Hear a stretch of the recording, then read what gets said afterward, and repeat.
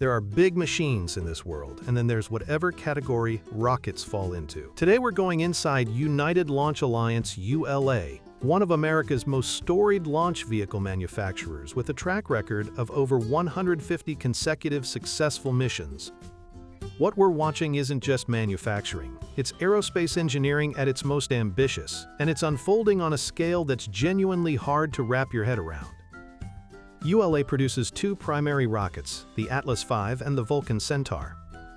Both are built at the company's Decatur, Alabama factory, a massive, climate-controlled facility where the air itself is managed to prevent contamination of sensitive components. Every part that goes into a rocket has to meet tolerances and cleanliness standards far beyond anything you'd find in a typical machine shop.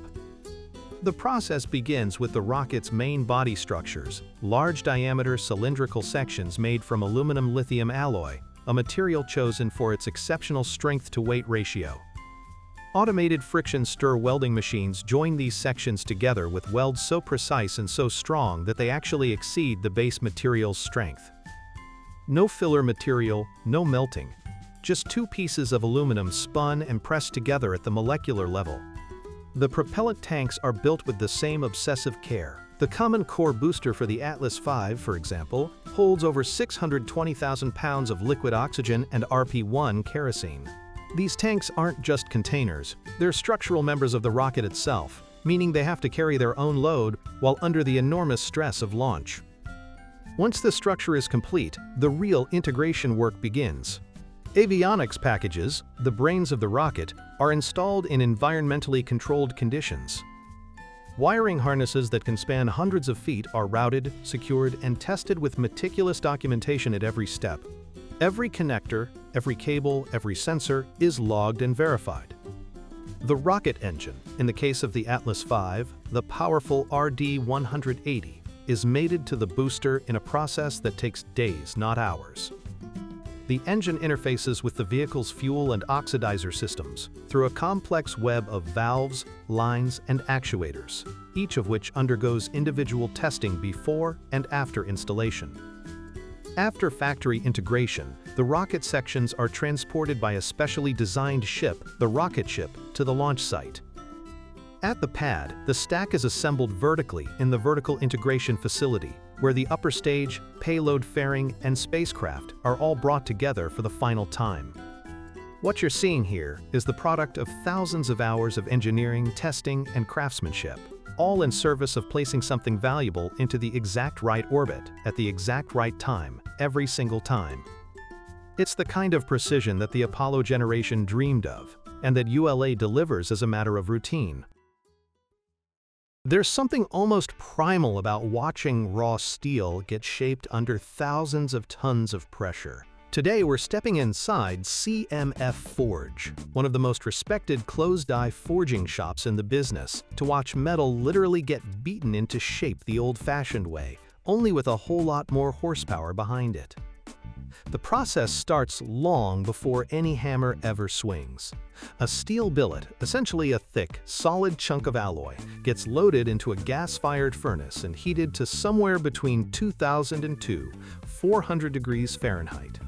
That's hot enough to make the steel glow a bright orange yellow and soft enough to be shaped without cracking.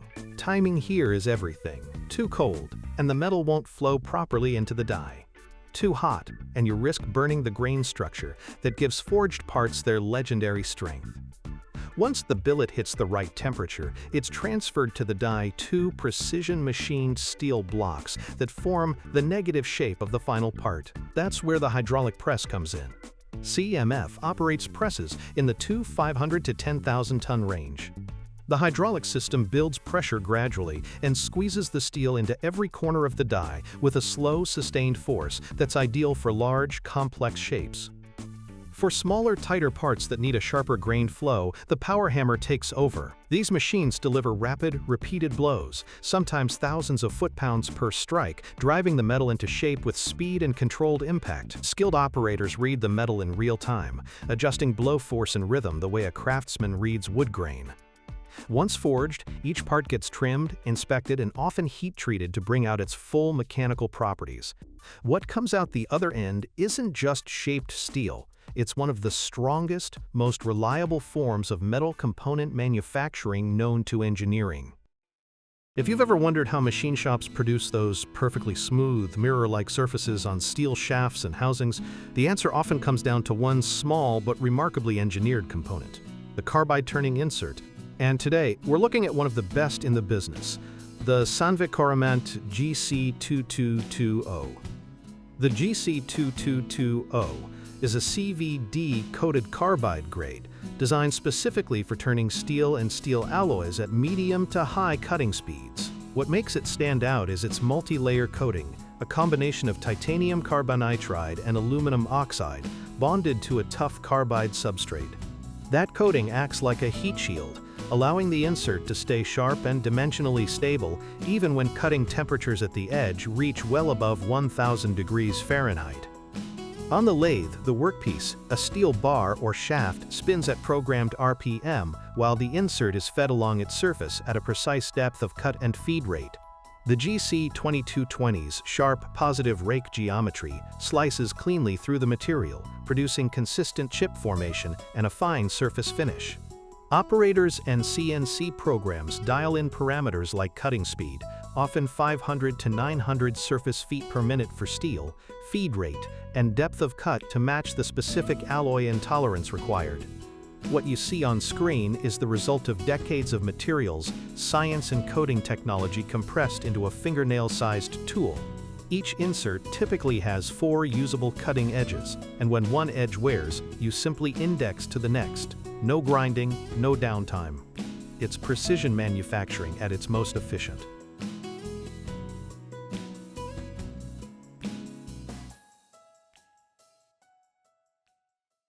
There's something wonderfully nostalgic about lead filament bulbs. They look exactly like the Edison bulbs your grandparents had, warm, glowing with those beautiful visible filaments.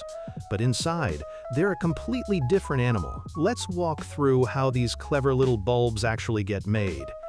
The heart of the bulb is the LED filament itself, a thin strip of sapphire or glass substrate studded with dozens of tiny blue LED chips, typically spaced just a millimeter or two apart. A phosphor coating is applied over the chips, which converts the blue lead light into the warm white glow we associate with classic incandescent bulbs. The color temperature, usually around 200 to 700 Kelvin, is carefully tuned by adjusting the phosphor blend. These filaments are assembled onto a glass stem and wired in series, then the entire assembly is inserted into a hand-blown or machine-formed glass globe.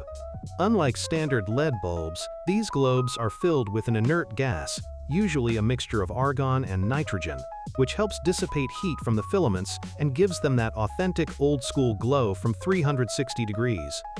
The base is then attached, the electrical contacts are soldered, and each bulb goes through automated testing for light output, color consistency, and power consumption, typically just 4 to 8 watts for what looks like a 60-watt incandescent.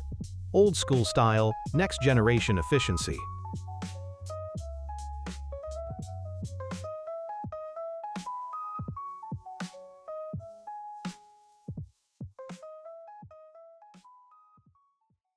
If you've ever opened up a power supply, an audio amplifier, or an industrial inverter, there's a good chance you came across a donut-shaped coil, a toroid, quietly doing one of the most important jobs in electronics: transferring energy from one circuit to another with minimal loss. Today we're watching the machines that wind these components, and it's one of those satisfying, meditative manufacturing processes that's hard to look away from.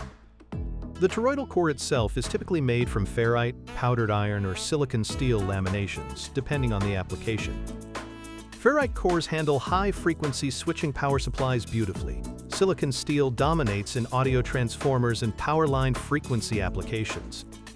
What all of these materials share is a closed-loop magnetic path, the donut shape, that concentrates magnetic flux with remarkable efficiency, dramatically reducing the electromagnetic interference that plagues other transformer geometries.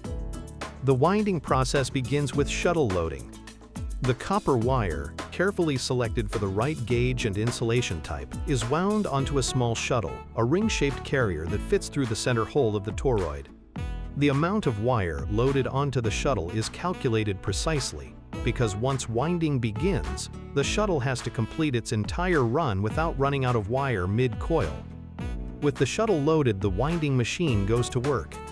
The shuttle rotates in a continuous loop, passing through the center of the toroid on each revolution and laying one turn of wire at a time.